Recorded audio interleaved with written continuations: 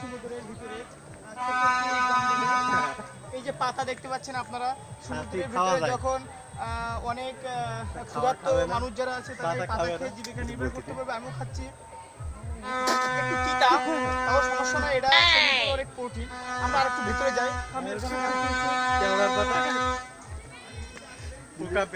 এই যে ক্যামেরাটা এখানে ধরো, এই যে দেখতে পাচ্ছেন একটি ফুল, এখানে অনেক বিষাক্ত পোকা থাকে। এই যে পোকা, এটা অনেক ভয়ঙ্কর। এই পোকায় আমাদের অনেক সমস্যা হতে পারে। ঠিক আছে, যে আমরা একটু দৌড় মারি।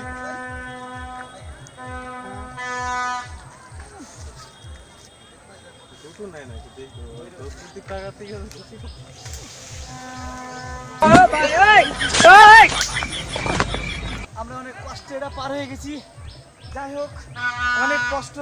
এবার আমাদের সামনে যেতে হবে, এই পাহাড়টা পেরিয়ে ওপারে যেতে হবে। ওপারে যে আমাদের অনেক কাজ।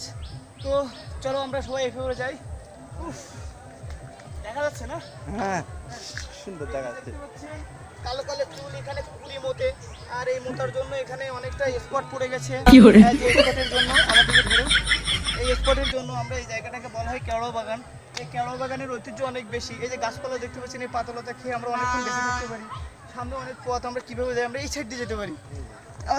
কি কষ্ট, তুমি সাথে আসতে হবে। সঙ্গীরা সবাই সাবধানে। ভিতরে ঢুকো, ভিতরে ঢুকো।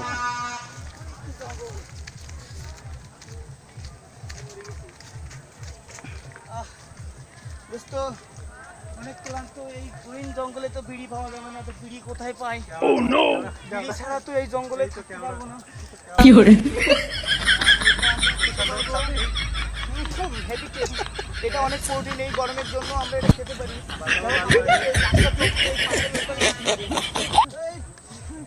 এই যে এটা কাছে নিয়ে, এটা অনেক কাজে লাগতে পারে। পানির পট, যেহেতু এখানে আমার পেশাব করে একটু, এখানে পানি নাই। এই অল্প পানিটাকে আমরা পিউরিফাই করে খেতে পারবো।